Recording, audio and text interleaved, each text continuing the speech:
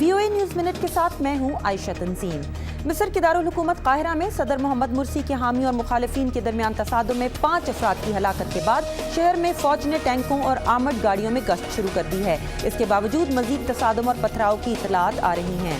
शाम के नायब वजीर खारजा का कहना है कि मगरबी ताकतें कीमियाई हथियारों के इस्तेमाल का खौफ फैलाकर शाम में दखल अंदाजी का बहाना ढूंढ रही हैं।